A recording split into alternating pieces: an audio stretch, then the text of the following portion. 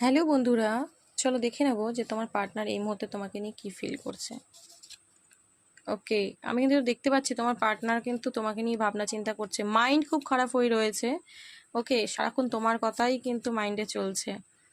তোমাকে marriage commitment দিতে চাইছে, মানে বিয়ে নিয়ে চিন্তা ভাবনা কিন্তু চলছে। আমি এখানে দেখতে পাচ্ছি প্রচণ্ড টান ফিল করছে, সারাদিন তোমাকে নিয়ে ডে ড্রিমিং করছে। তোমার সাথে যে সম্পর্কটা শেষ হয়ে গেছে সেটা কিন্তু মেনে নিতে পারছে না। মুড সুইং, অ্যাংজাইটি, ডিপ্রেশনের মধ্যে থেকে থেকে ঢুকে যাচ্ছে।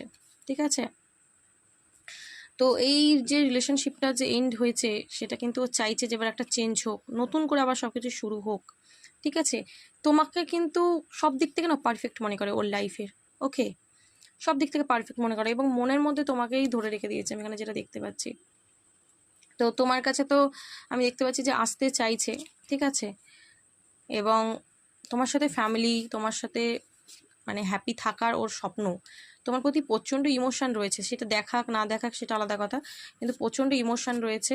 সোশ্যাল মিডিয়ায় কিন্তু তোমাকে প্রচণ্ড তাকঝাক করছে, আমি এখানে দেখতে পাচ্ছি। এবং স্ট্রেংথে আসছে, নিজের পাওয়ারে আসতে চাইছে। কেন? কারণ ও তোমার সাথে কিন্তু সম্পর্কটাকে আবারও শুরু করতে চায়।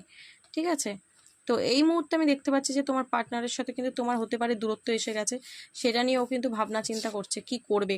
ডেফিনেটলি তোমার কাছে আসবে, আসার এনার্জি এসছে। তো এনার্জিটাকে ক্লেম করো, ওকে, এবং ইউনিভার্সকে গ্র্যাটিটিউড প্রে করো। Thank you so much.